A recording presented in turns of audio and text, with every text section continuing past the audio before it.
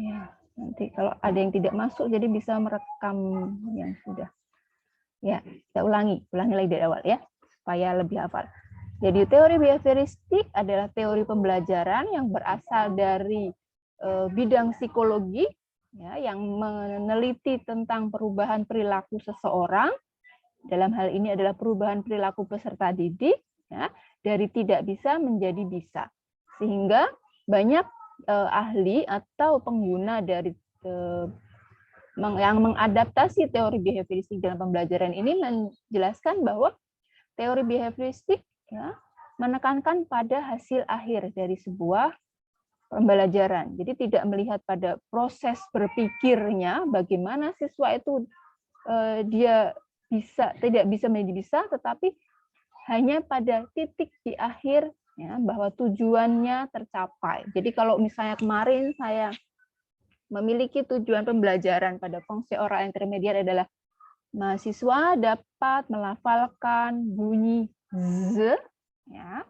Nah, hasil akhirnya saya akan menilai apakah seluruh mahasiswa di rombel ini dapat melafalkan z, ya, melafalkan z atau tidak. Nah, yang tidak bisa harus diberikan apa, ya, yang sudah bisa diberi perlakuan apa lagi, gitu, ya. Jadi saya akan memberikan, ya, perlakuan berbeda ketika seorang mahasiswa sudah bisa dan mahasiswa belum bisa. Contohnya kemarin misalnya, ya, ada kata dengan transkrip POSER. Ya, saya menjelaskan kepada kalian bahwa jika ada huruf S yang berada di antara dua bunyi vokal, dia akan dilafalkan z, sehingga kata tersebut dibaca pose. Ya. Kemudian saya melatih beberapa mahasiswa, ya kan, untuk melafalkan kata tersebut.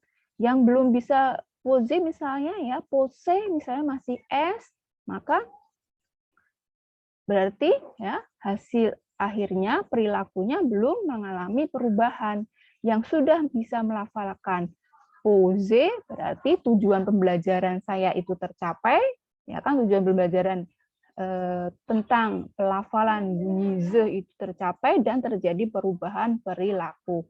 Saya tidak meneliti bagaimana cara Sarah itu bisa melafalkan bunyi z, bagaimana dia bisa mengolah dalam pikirannya atau apa yang dilakukan, ya kan? Apakah dia melatih sendiri, ya kan? Atau dia diberitahu kakaknya misalnya, ya, atau misalnya Aulia itu belum bisa, ya, hambatannya apa di dalam pembelajaran yang menerapkan teori behavioristik, tidak meneliti proses-proses yang terjadi dalam proses berpikir mahasiswa atau pembelajar. Jadi saya tidak bertanya kesulitannya di mana Aulia misalnya. Terus Sarah, bagaimana Sarah bisa melafalkan bunyi z dari kata pose, misalnya POSER ini misalnya. Tapi saya melihat pada perubahan perilaku mahasiswa. Sarah sudah bisa melafalkan pose, berarti tujuan pembelajaran tercapai, ya kan, terjadi perubahan perilaku, sedangkan misalnya Aulia belum bisa, berarti, nah, setelah ada dua hal yang berbeda ini, ya, muncullah, ya, yang disebut dengan ciri behavioristik yang berikutnya, ya, yaitu teori behavioristik itu apa saja sih kriterianya? Yang karakteristiknya sebelum kita kemana-mana. Saya tadi baru mencontohkan saja kan kegiatan yang menggunakan behavioristik, yaitu saya membuat tujuan pembelajaran dapat melafalkan bunyi z.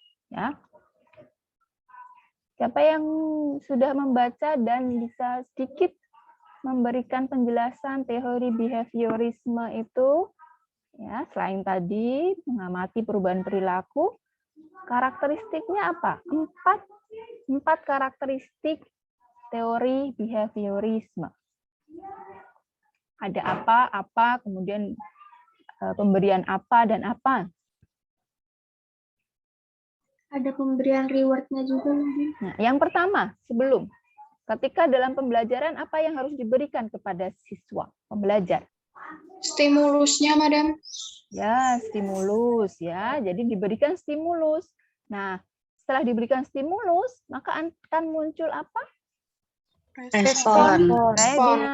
Respon. Jadi saya memberikan stimulus. Stimulus yang saya berikan salah satunya adalah eksplikasi, penjelasan tentang teori fonologi, ya, teori bunyi dalam bahasa Perancis, bahwa ada dua vokal, kemudian di antara dua vokal itu ada konsonan S, maka S akan dilafalkan menjadi Z. Ini adalah sebuah stimulan. Stimulan dapat berbeda-beda bentuknya. Jadi bisa dalam hal ini adalah penjelasan dari guru, ya.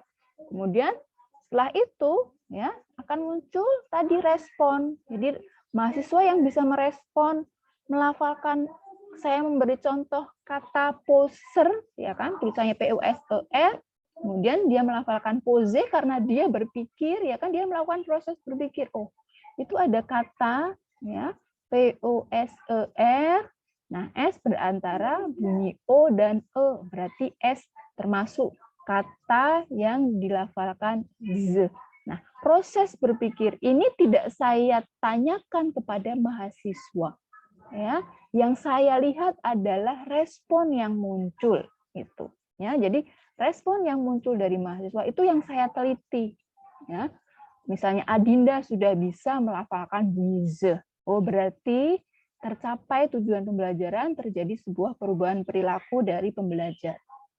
Misalnya, ya, Rizal, ya, belum dapat melafalkan bunyi Z dari kata poser itu, ya. Oh, berarti tujuan pembelajaran untuk Rizal belum tercapai.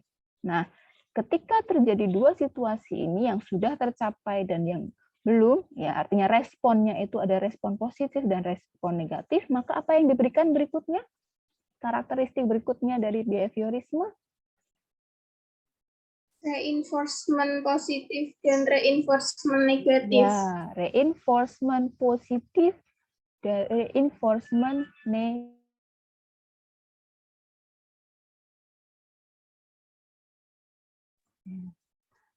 Istilah reinforcement positif dan negatif juga dikenal, ya, dalam dunia teori behaviorisme. Selain istilah itu, istilah apa lagi yang dikenal? Ada ahli yang tidak menggunakan istilah reinforcement, tapi apa? Penguatan. Penguatan, diterjemahkan dalam bahasa Indonesia, penguatan. Apalagi? Motivasi. Motivasi? Apa? Coba dibaca lagi. Karakteristik dari behaviorisme. Pertama tadi stimulus, respon, ya kan? Kemudian ada reinforcement. Ya, ada yang menggunakan istilah reinforcement. Ya, reinforcement sendiri dibagi menjadi reinforcement positif dan reinforcement negatif. Dalam bahasa Indonesia kita menerjemahkan dengan kata penguatan. Nah, selain kata reinforcement apa? Minggu lalu saya sempat menyebutkan Conditioning, madam. Hukuman dan hadiah, madam. Ya, betul. Hukuman dan hadiah, atau dalam bahasa Inggrisnya apa? Reward and Punishment. punishment. Punishment dan reward. Reward itu penghargaan, punishment itu hukuman. Nah, ketika kalian menggunakan, misalnya ada ahli, ya, jadi ada ahli, ya, saya tidak salah, siapa ya, Watson atau apa gitu ya, nanti coba dibaca lagi, ya. Menggunakan istilah reward dan punishment atau penghargaan dan hukuman, jangan dibayangkan bahwa yang dimaksud dengan hukuman ada sesuatu yang fisik gitu, ya. Tidak. Artinya ketika jadi reward itu setara ekivalen dengan reinforcement positif, kemudian punishment itu setara atau ekivalen dengan reinforcement negatif. Reinforcement, ya, positif dan negatif ini dapat berbentuk verbal, bentuk non-verbal. Verbal itu apa verbal? Kata, madam. Madam. Kata. Ya, lisan yang menggunakan kata atau lisan, ya.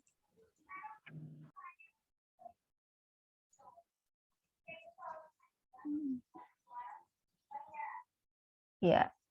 Ya, jadi misalnya tadi, ya, Sarah dapat melafalkan fonem atau bunyi Z.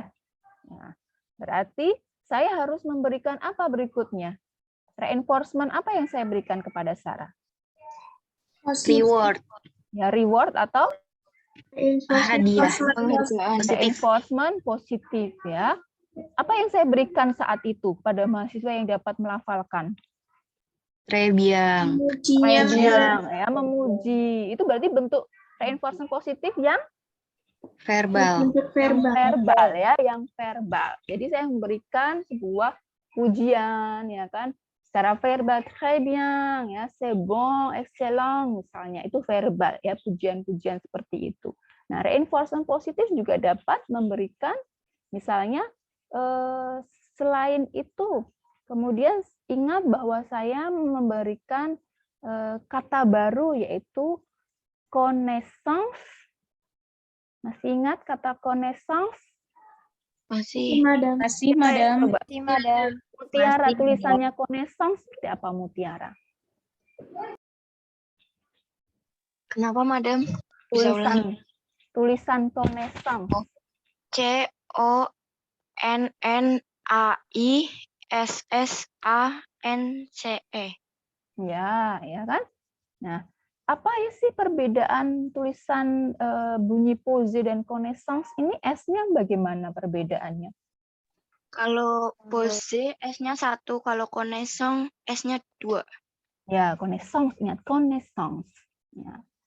Jangan hanya ketika FOI saja ya, pelafalannya betul di semua kesempatan.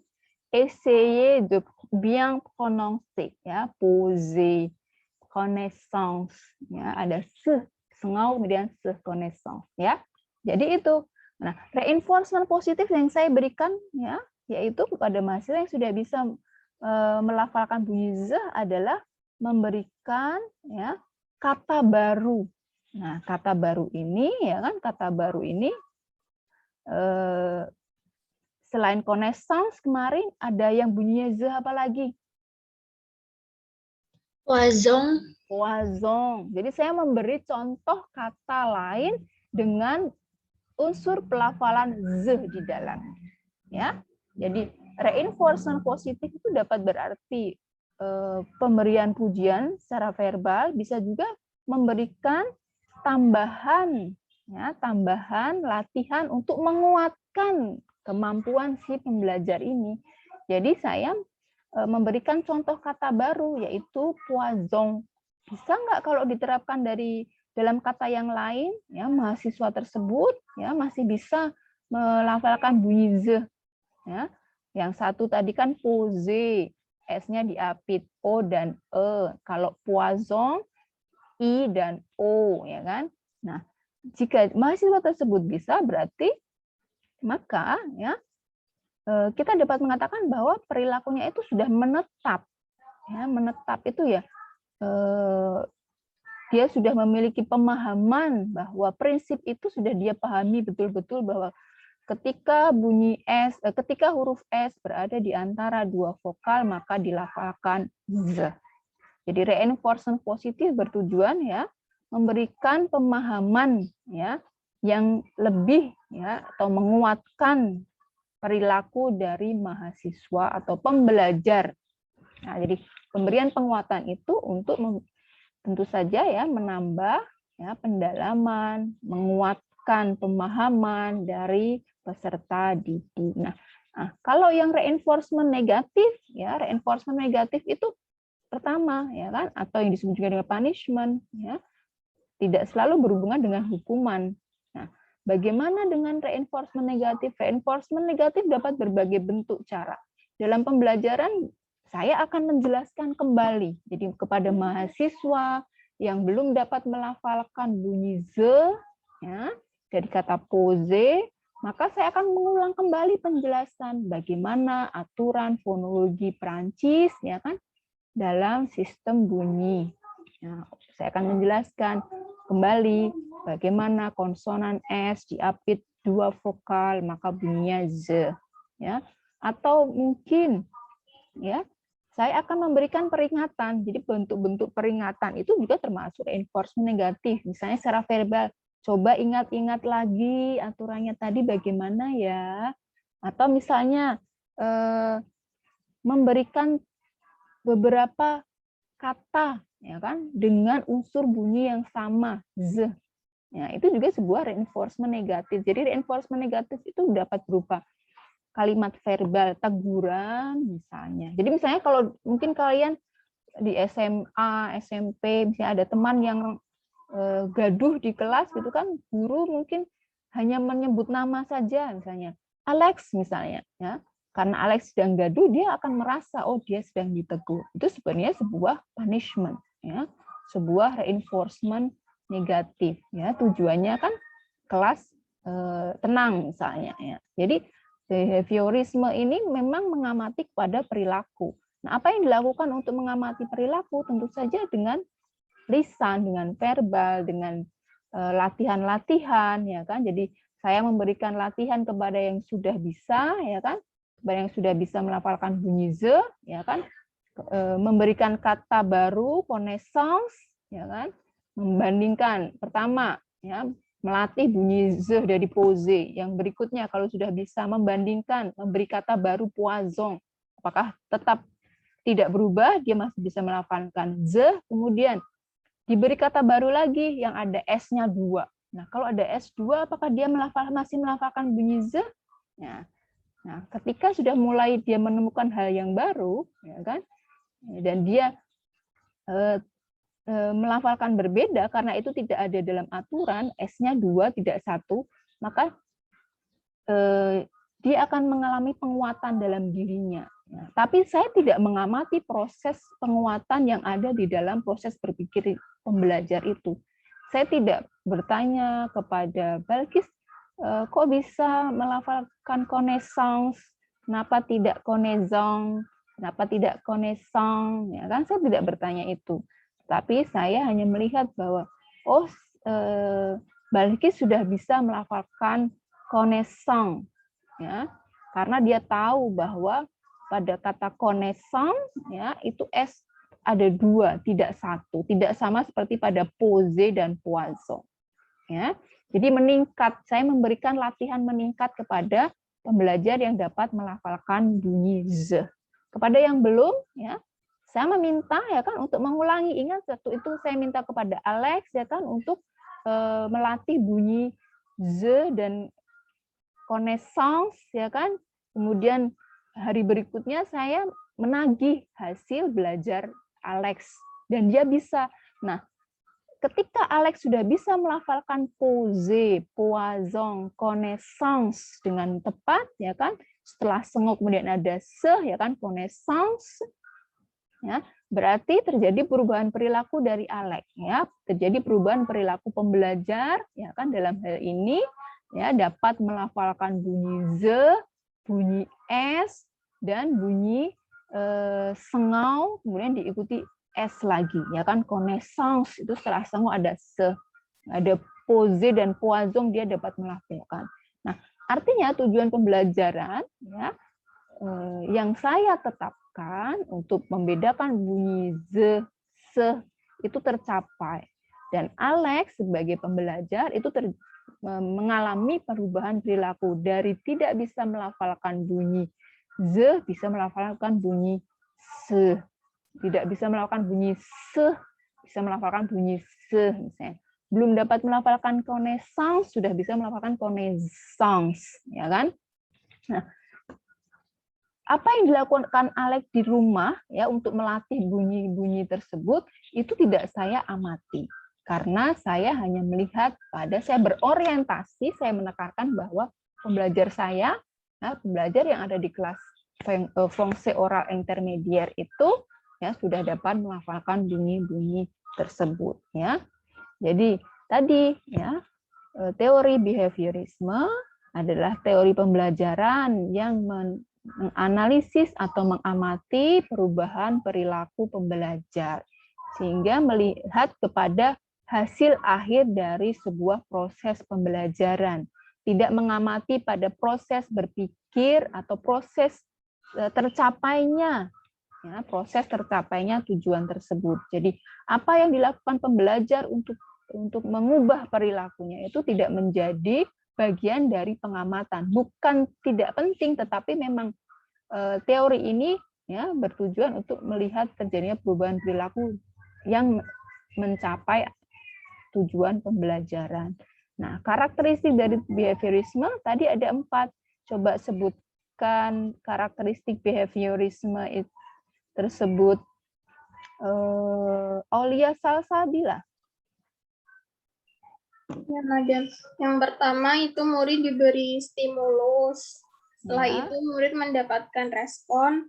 Yang kedua, pemberian reinforcement berupa positif dan reinforcement negatif, atau bisa disebut juga reward dan punishment. Ya, jadi ada yang menyebut sebagai reward dan punishment atau penghargaan dan hukuman.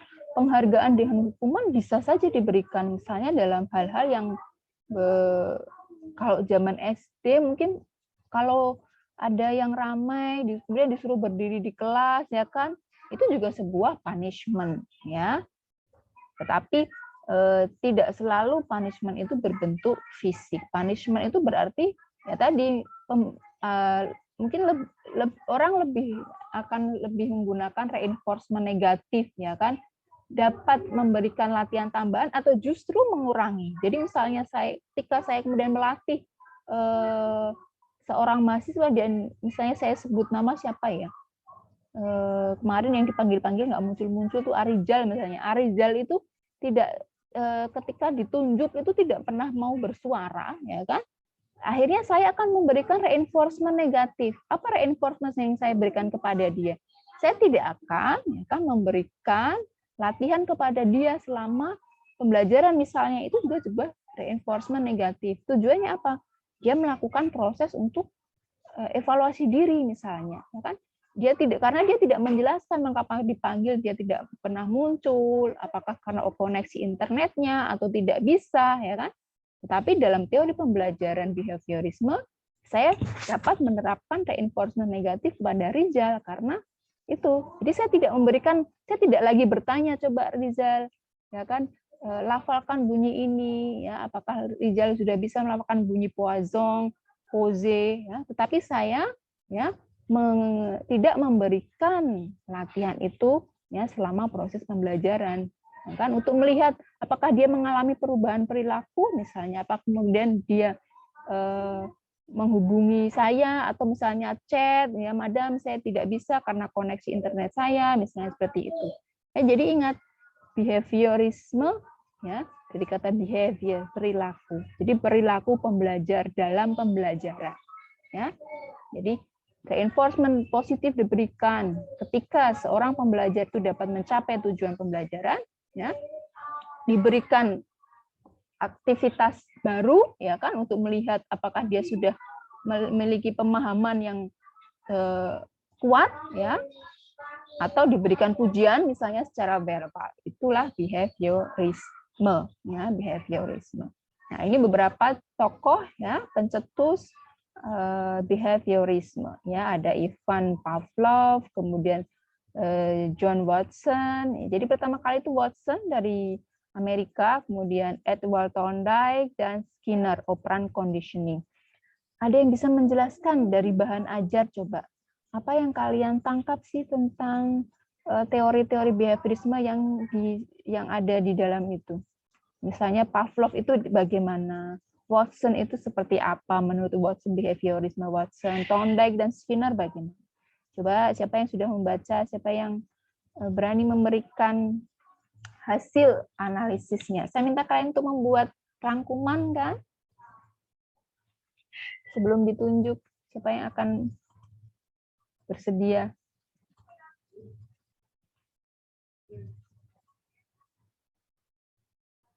Kaila, apa hasil rangkuman Kaira setelah membaca bahan ajar tentang behaviorisme?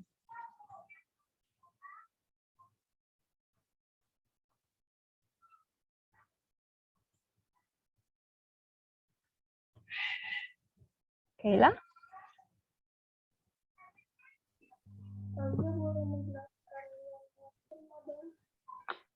Ya?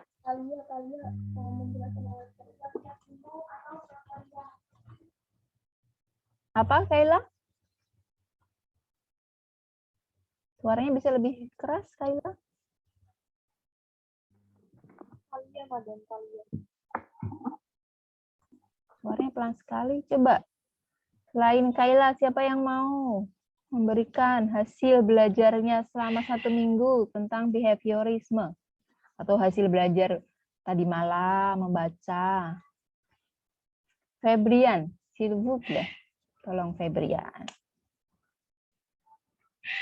Menurut siapa? Coba Febrian ingin menjelaskan teori behaviorisme menurut teori siapa? Menurut Skinner, Madam. Ya, silakan. Skinner itu behaviorisme itu mengacu sama perilaku verbal seperti perilaku yang lain. Terus perilaku verbal itu dikendalikan oleh akibatnya, Madam. Jadi kalau misalkan akibatnya itu berupa reward atau hadiah, perilaku itu akan terus dipertahankan dan frekuensinya atau intensitasnya itu bakal terus diperlemah atau pelan-pelan akan tersingkirkan, Madam. Itu kalau Skinner.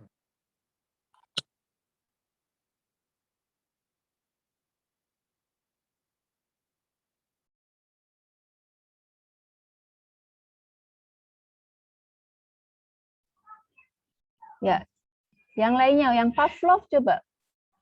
Pavlov itu memberikan apa sih? Dia justru melakukan sebuah penelitian kan, yang menerapkan behaviorisme. Apa yang dilakukan Pavlov oleh Pavlov? Memberikan stimulus, dia melakukan Ya, sama apa yang dilakukan? percobaan dengan hewan anjing, Madam. Ya, apa yang dilakukan? Ini Apa yang dilakukan dengan anjingnya? menerapkan strategi stimulus bersyarat yang dilakukan secara berulang-ulang, memunculkan reaksi.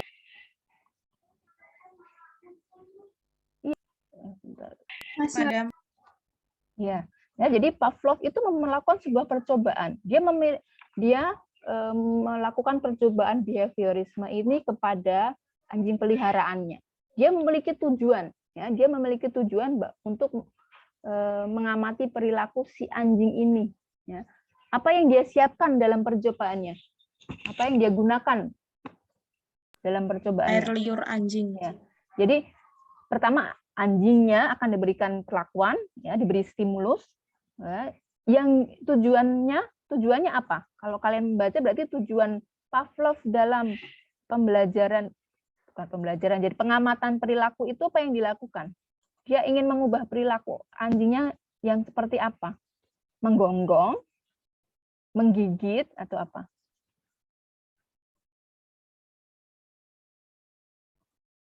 Kalau kalian membaca, ya, jadi apa tujuan dari percobaan Pavlov kepada anjing peliharaannya?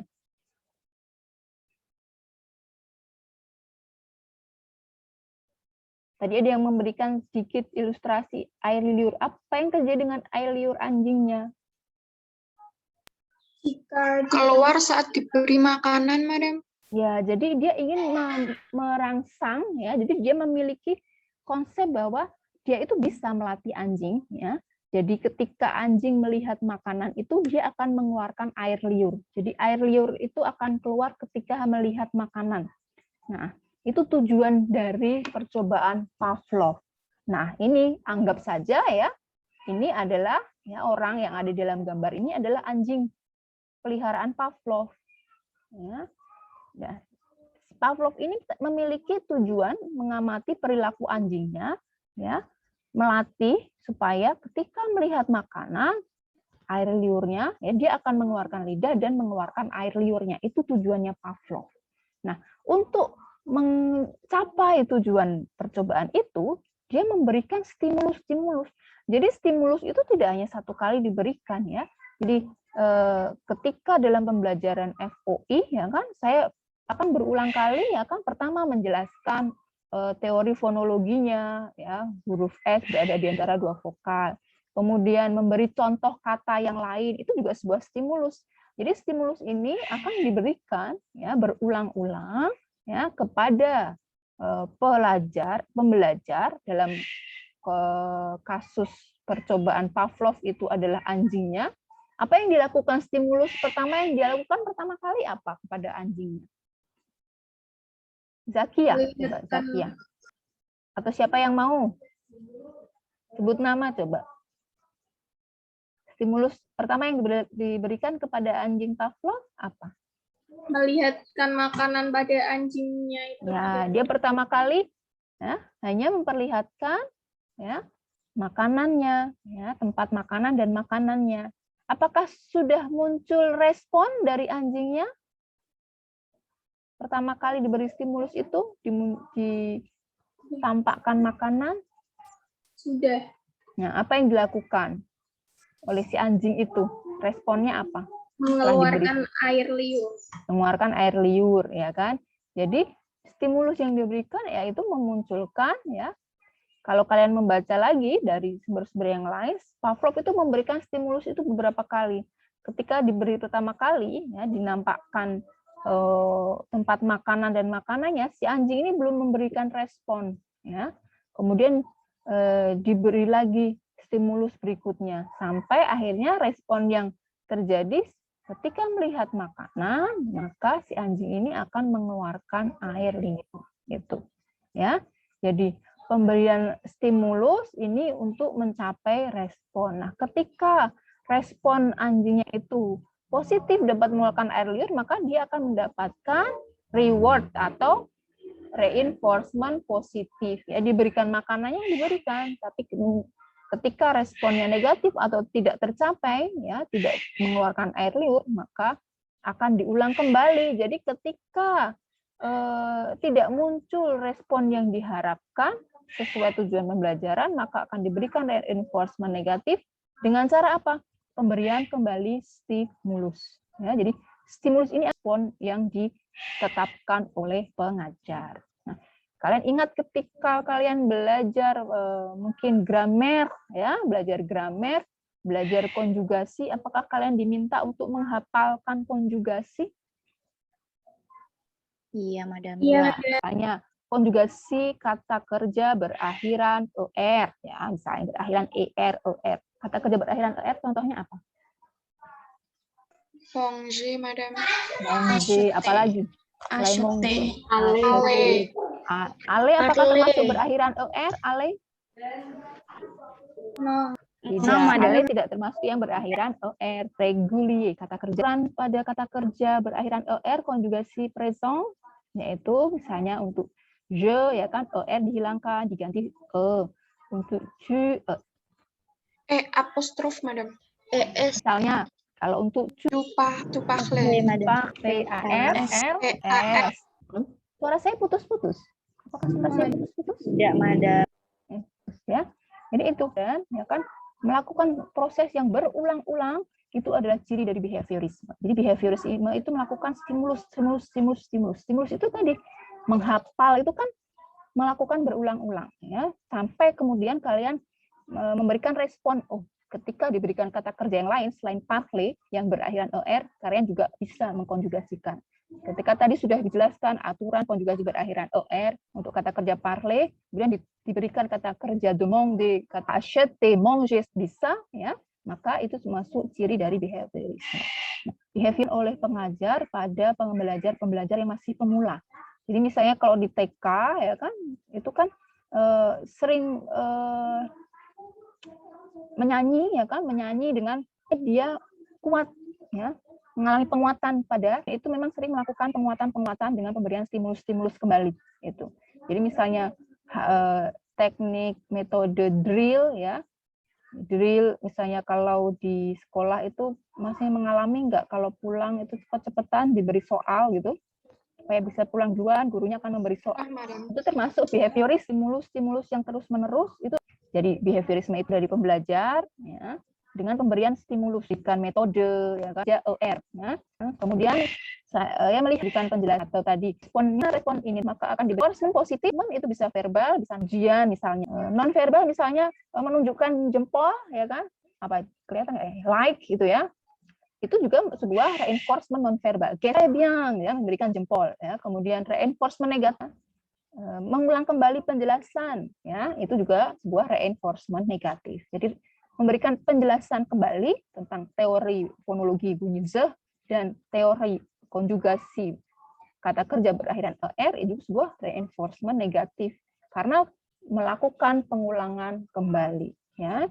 Jadi jangan lupa ciri-ciri dalam behaviorisme itu, kemudian pemberian stimulus dan munculnya respon, kemudian pemberian reinforcement, penguatan, ya, yaitu penguatan positif atau penguatan negatif. Ketika tujuan pembelajaran tidak tercapai atau responnya negatif, maka harus dilakukan kembali pemberian stimulus, harus dilakukan kembali dari awal, yaitu pemberian stimulus kembali. Seperti yang dilakukan oleh Pavlov ketika melakukan percobaan dengan anjingnya. Ketika anjing itu diberikan makanan, dia belum memberikan respon apa-apa awalnya. Ya, dilakukan terus-menerus, ya kan? Sehingga kemudian si anjing ini dapat memberikan respon, ya, mengeluarkan lidah dan mengeluarkan air liur ketika melihat makanan. Itu yang dilakukan, misalnya kalian pernah nonton sirkus yang lumba-lumba lompat, misalnya lingkaran, ya kan? Pelatihnya itu kan juga memberikan stimulus, ya, mungkin dimunculkan lingkaran besarnya itu dulu, ya kan, di udara, bagaimana supaya si lumba-lumba itu melompat, itu dia memberikan stimulus.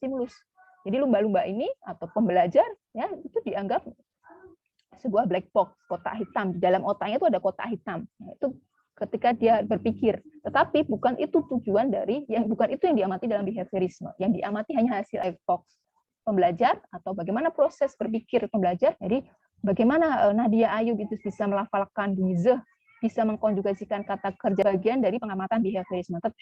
Ya, tetapi kemudian Nadia berpikir di dalam kepalanya, apakah dia melakukan atau dia melihat dari behavior. Saya sempat pernyataan SMA atau SMP atau ke Indonesia, kurikulum berapa? Ada yang tahu mungkin?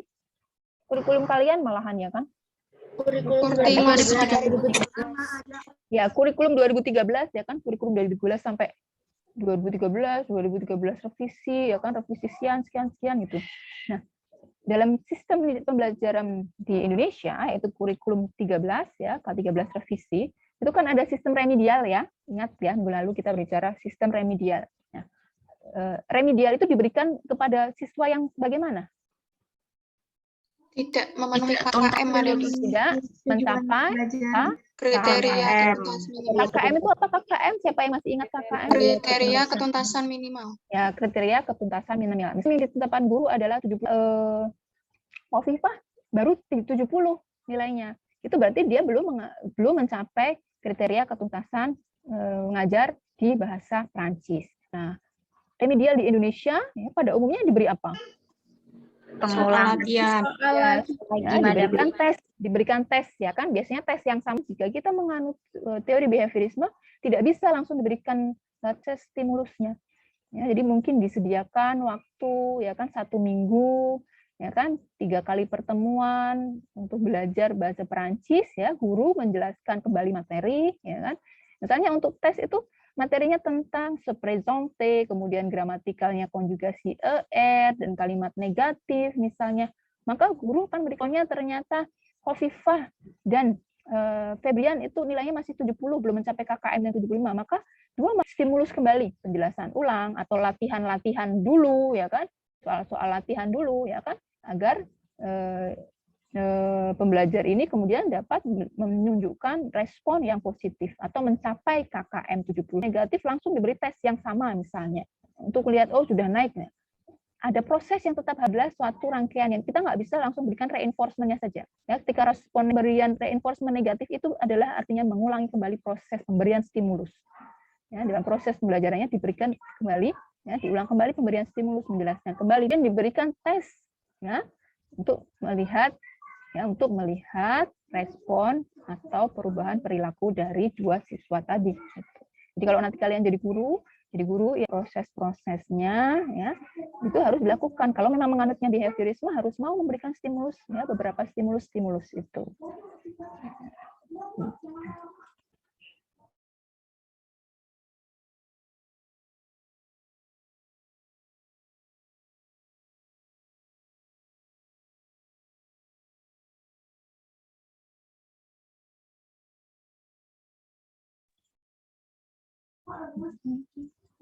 Maaf, saya itu sambil di rumah jadi harus ngecek anak saya sekolah daring juga ini. Oke. Ada yang memberikan pendapat tentang behaviorisme atau ada Mungkin yang ingin bertanya tentang behaviorisme yang belum jelas? Izin bertanya, Madam. Ya, silakan. Siapakah? Nailis, Madam. Nah, silakan Naili. Apakah remedial itu termasuk punishment, Madam? Iya, kalau kita menggunakan istilah punishment, ya memang itu sebuah punishment, ya. Jadi itu tadi saya bilang, punishment itu bukan berarti hukuman, ya, bukan berarti hukuman, tetapi pemberian, ya, sebuah aktivitas lisan ataupun nonverbal, ya, dari sebuah respon negatif, gitu. Karena tidak mencapai KKM, maka akan diberi hukuman. Hukumannya harus dia mengulang kembali tes, padahal seharusnya tidak langsung tesnya itu, ya. Jadi disebut hukuman, ada yang menggunakan istilah hukuman, tetapi oleh Skinner, ya, dia menggunakan istilah reinforcement, ya, karena orang ketika mendengar kata hukuman atau punishment itu sesuatu yang buruk, gitu kan, padahal yang dimaksud hukuman atau punishment dalam proses pembelajaran itu pembelajar belum mencapai kriteria ketuntasan mengajar atau belum mencapai tujuan pembelajaran. Jadi jangan gunakan di dalam pikiran bahwa hukuman adalah sesuatu yang negatif. Hukuman ini artinya pemberian perlakuan, ya, pemberian perlakuan verbal ataupun non-verbal untuk mengubah perilaku ini, ya. Jadi untuk mengubah perilaku. Jadi tujuan reinforcement negatif ataupun punishment adalah tadi, bahwa behaviorisme itu untuk mengubah perilaku dari pembelajar. Jadi ketika hukuman, ya, diberikan reinforcement negatif untuk melihat perubahan perilakunya, ya. Ketika dia diberikan tes remedi itu untuk dilihat apakah terjadi perubahan dari nilai 70 menjadi 75, ya. Dari yang tadi nilainya masih 70 belum mencapai KKM, ketika diberikan tes kembali, dia kemudian nilainya naik menjadi 75.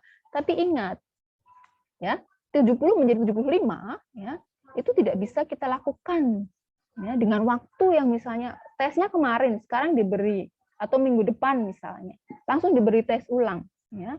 Nah, ketika kita menerapkan behaviorisme, hukuman ini itu bukan langsung diberikan tes ulang, tapi harus memberikan lagi stimulusnya, ya. Memang itu sebuah hukuman ketika kita menggunakan istilah hukuman. Ya, hukuman yang diberikan agar terjadi perubahan perilaku. Nailis, apakah jelas penjelasan saya? Jelas, Madam. Merci, Madam. Ya, jadi kalau kalian mungkin ambigu, ya, karena menggunakan istilah hukuman itu kan sesuatu yang buruk, gitu, ya.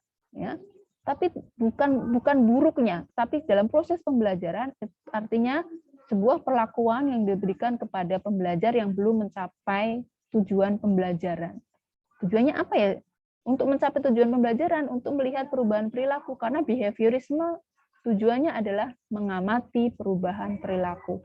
Dari yang belum mencapai KKM, bisa mencapai KKM. Nah, itu, ya. Tapi ingat, ketika menerapkan behaviorisme tidak bisa langsung diberikan punishment atau reinforcement negatif dengan tes kembali. Ya. Harus melakukan pemberian stimulus kembali. Seperti yang dilakukan Pavlov kepada anjingnya, itu sebuah pemberian stimulus beberapa kali. Sampai terjadi perubahan perilaku dari anjingnya itu. Jadi misalnya, dari ketika saya mengamati bahwa ternyata Alex belum bisa melafalkan connaissance, ya, saya akan menjelaskan kembali, Alex, lihat coba di suku kata terakhir itu ada, ya, se. Ya, suku kata terakhir ada beberapa suku kata dalam itu, ada con, nes, sang, se. Ada 5. Ya, ada 5. Ya. Berarti suku kata terakhirnya bukan ong, tapi se. Maka se-nya harus tetap dibunyikan. Saya kan itu. Ya, saya berikan penjelasan ulang. Nah, hari berikutnya saya bertanya kembali kepada Alex. Nah, dia sudah bisa melafalkan connaissance. Ya. Jadi perubahan perilakunya muncul, dia dapat melafalkan. Tapi ketika di kelas dia belum bisa melafalkan, saya tidak bisa coba diulang, dites kembali, tidak. Tapi saya harus memberikan stimulus kembali, ya, menjelaskan kembali berapa suku kata yang ada di dalam kata connaissance, ya, suku kata terakhirnya apa, sehingga setelah setengah suku kata terakhir itu harus dilafalkan. Jadi proses stimulus diberikan, ya kan, kembali untuk melihat perubahan perilaku atau respon positifnya tercapai, ya. Kalau kalian bingung dengan istilah reward dan punishment, ya bedakan dengan reward adalah reinforcement positif, punishment adalah reinforcement negatif. Pemberian reinforcement negatif dan punishment memiliki tujuan yang sama, yaitu mencapai perubahan perilaku atau tujuan pembelajaran. Ya. Ada pertanyaan? Saya, Madam. Siapakah? Arifin. Ya. Kalau pemberian stimulus secara yang mengulang itu seperti kayak dibiasakan gitu ya, Madam? Iya, betul. Jadi dibiasakan, diberikan misalnya kalau tadi saya memberikan contoh kata pose, kata poison, misalnya apalagi kata chaise misalnya. Ya, jadi misalnya saya memberikan beberapa kata dengan unsur bunyi terus-menerus, itu juga sebuah stimulus. Jadi stimulus itu dapat berupa kegiatan yang berulang-ulang. Ya. Mengulang-ulang terus, seperti ketika kalian menghafalkan konjugasi, itu juga sebuah pemberian stimulus. Teori tentang konjugasi ER. Kemudian kalian yang sudah bisa, ya kan, di tingkat kalimat misalnya. Nah, bagaimana? Ya kan? Dijelaskan kembali, diberikan dua contoh konjugasi kata berakhiran ER misalnya. Jadi memang prinsip dari behaviorisme adalah pengulangan, ya, repetisi. Behaviorisme ini itu memiliki metode belajar yang repetitif, mengulang-ulang, menghafal, mengulang-ulang itu repetitif. Ya. Ada pertanyaan?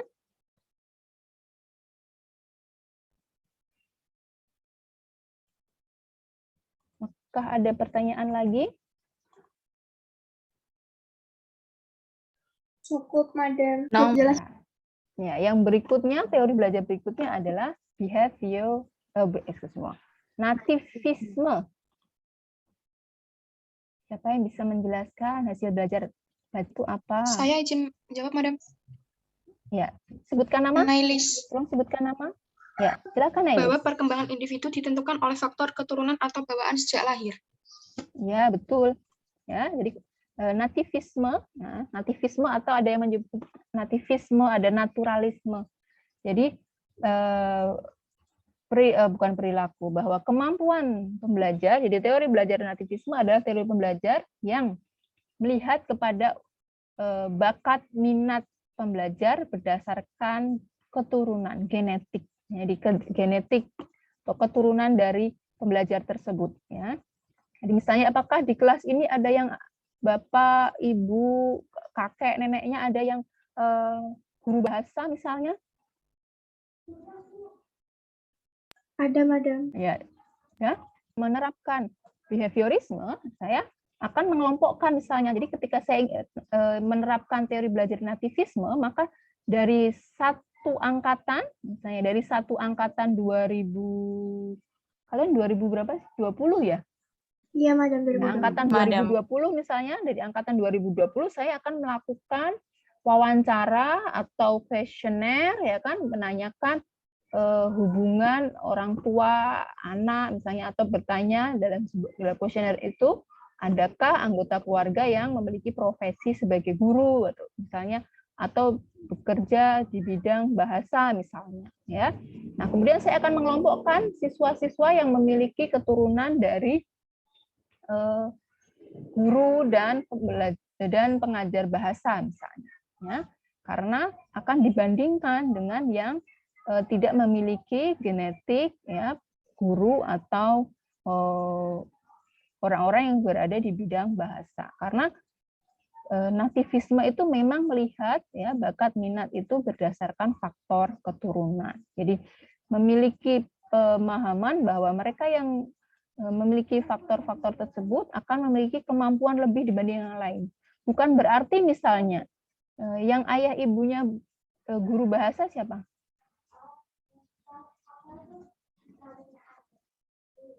Siapa tadi? Yang dulu pernah jadi guru bahasa, Madam. Ya, Sarah ya. Ya misalnya Sarah misalnya, ya, orang tuanya ada yang pernah mengajar bahasa, ya. Jadi kalau berdasarkan teori behaviorisme, Sarah akan memiliki, ya kan, kemampuan, ya, bakat, dan bakatnya itu dalam bidang bahasa akan lebih dibandingkan misalnya yang misalnya Kaila, saya sebut misalnya ayah ibunya Kaila, kakek nenek atau saudara yang sedarah itu tidak memiliki hubungan bakat minat di bidang bahasa. Jadi bakat minat seseorang itu ditentukan oleh genetik. Itulah prinsip dari nativisme. Jadi misalnya para atlet, ya kan, atlet itu mungkin dilihat ayah ibunya, ya kan, untuk di bidang-bidang tertentu, seni, olahraga biasanya dilakukan screening, ya kan, wawancara faktor-faktor keturunannya. Karena fisik itu kan juga dipengaruhi oleh keturunan, ya kan, misalnya bapak ibunya tinggi, anaknya tinggi misalnya. Ya, itu kan memang cenderung dipengaruhi oleh faktor keturunan. Jadi biasanya kelas-kelas yang memerlukan unsur fisik, seni misalnya, itu akan melakukan wawancara-wawancara, ya kan, untuk melihat apakah di dalam keturunannya, ya, ada yang memiliki bakat dan minat di bidang-bidang itu. Karena memang seni itu biasanya terbiasa di dalam keluarga misalnya, sehingga anak akan memiliki bakat dan minat di bidang yang sama itu. Itu tadi, ya. Jadi bukan berarti yang tidak memiliki keturunan itu tidak akan memiliki kemampuan yang sama, tetapi prinsip nativisme yang memiliki genetik di dalam bidang yang sama itu akan memiliki kemampuan yang lebih dibanding yang tidak memiliki keturunan dengan bakat minat tersebut, gitu, ya. Tidak bisa disamakan, atau tidak bisa misalnya saya menganggap Kayla itu tidak mampu di bidang bahasa, bukan, tapi berdasarkan nativisme, ya, Sarah memiliki bakat dan minat, ya, dari orang tuanya karena ada faktor keluarga yang berada di bidang yang sama. Tuh. Ya. Untuk nativisme lebih jelas karena ini faktornya adalah faktor keturunan. Ada pertanyaan?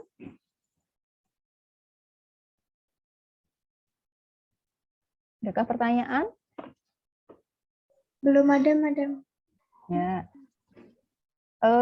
Yang biasanya atau yang kalian ketahui, ya, yang menggunakan prinsip teori nativisme itu pada hal apa coba?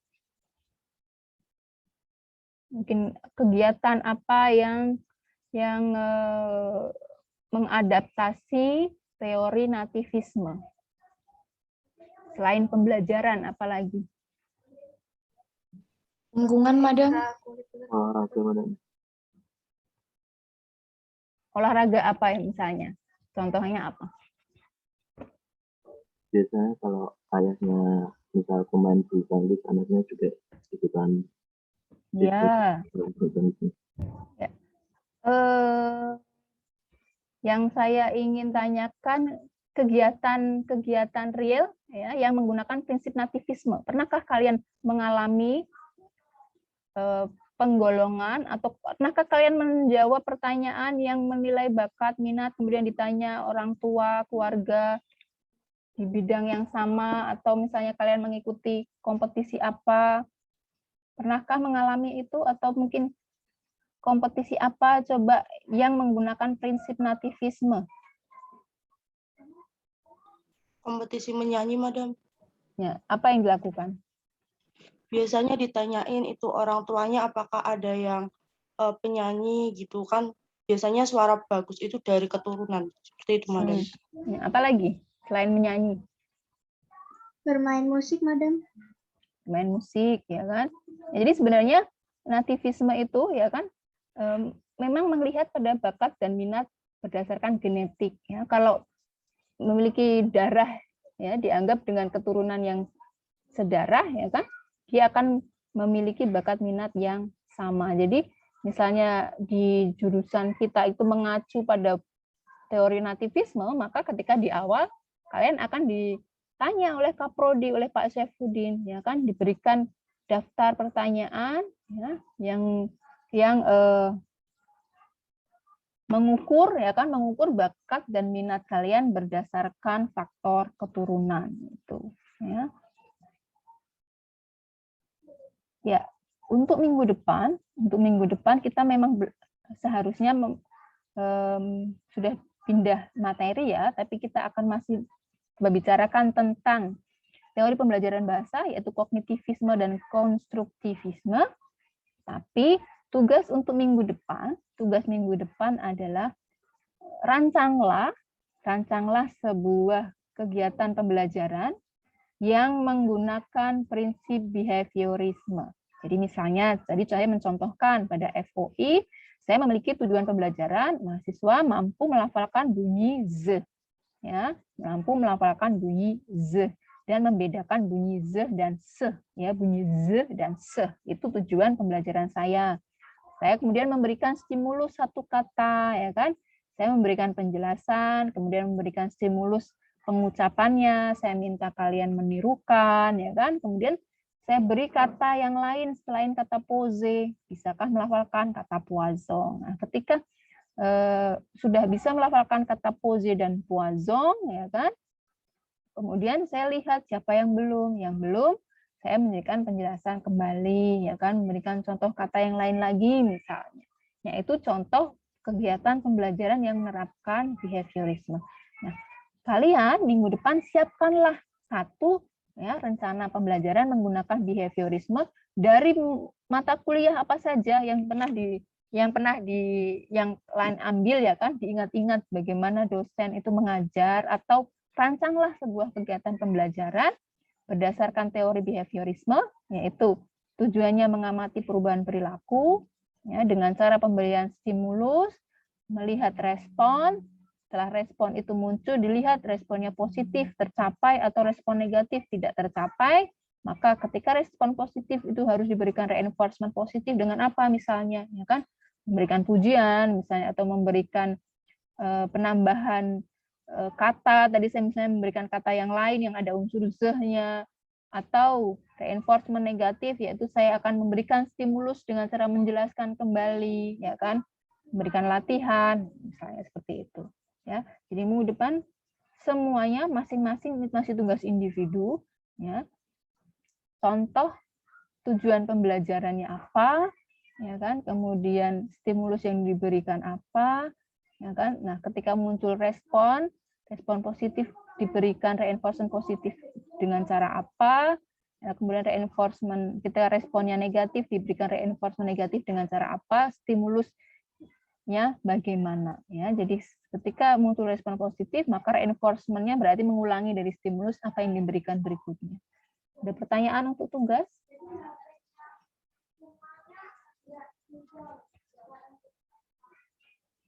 Ada Ini boleh pertanyaan? di luar dari pembelajaran bahasa, Madam? Masih pembelajaran, kita konteksnya pembelajaran bahasa Perancis ya. Konteksnya pembelajaran bahasa Perancis.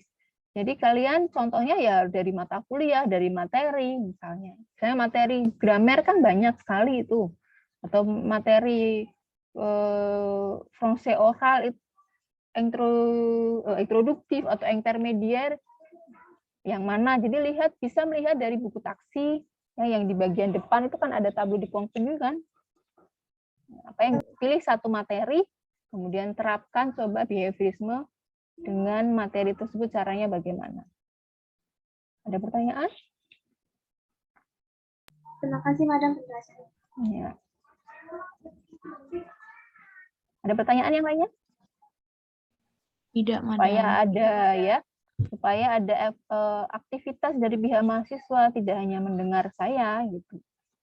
Saya kan ingin melihat perubahan perilaku setelah saya berikan stimulus tugas ini, ya kan? Saya sudah menjelaskan materi tentang bagaimana behaviorisme, karakteristiknya apa, ya kan? Kemudian apa yang diberikan ketika muncul respon. Nah, saat ini ya kan saya memberikan, ya kan, saat ini saya ingin melihat respon kalian setelah mendengarkan penjelasan saya dari jam 9:30 tadi. Jadi stimulus saya itu kan sejak 9:30 tadi menjelaskan tentang behaviorisme. Saya ingin melihat respon kalian, terjadi perubahan perilaku nggak dari penjelasan saya tentang behaviorisme? Apakah kalian mampu membuat atau merancang sebuah pembelajaran dengan prinsip behaviorisme dengan materi bahasa Perancis, ya kan? Nah, minggu depan saya akan melihat respon, apakah terjadi respon positif, ya kan, atau terjadi respon negatif, belum dapat menerapkan dalam program atau rencana pembelajaran. Ya, jadi yang saya lakukan ini juga sebuah penilaian berdasarkan pembelajaran behaviorisme. Sini apa de question? Kalau sudah tidak ada pertanyaan, saya akhiri perkuliahan Madam, hari saya ini ya. bertanya. Ya, Aulia. Untuk contoh reinforcement positif dan negatifnya itu hanya yang reinforcement positif atau dua-duanya, Madam? Dua-duanya. Jadi memberikan situasi jika terjadi respon yang negatif, reinforcement negatifnya apa? Stimulus berikutnya yang diberikan apa? Jadi paling tidak ada dua kegiatan pembelajaran ya. Satu stimulus, jika responnya positif kan akan satu stimulus. Kalian juga menyiapkan. Nah, jika muncul respon negatif, maka reinforcement negatif pemberian stimulus berikutnya apa? Ya, jadi omong ada dua stimulus. Ya, paling tidak ada dua stimulus. Stimulus yang kedua ini jika terjadi respon yang negatif. Jadi proses reinforcement negatifnya akan dimulai dari stimulus yang kedua. Paham? Oui, Madam. Merci. Ya. Ya, siapa ada question? Kalau tidak ada pertanyaan, saya akhiri perkuliahan hari ini ya. Merci pour aujourd'hui. Dibaca kembali, ya, membuat rancangan, ya, dan baca juga bagian kognitivisme dan konstruktivisme. Merci pour aujourd'hui. Au revoir. Assalamualaikum warahmatullahi wabarakatuh. Waalaikumsalam warahmatullahi wabarakatuh. Terima kasih, Madam. Validasi mulang ya.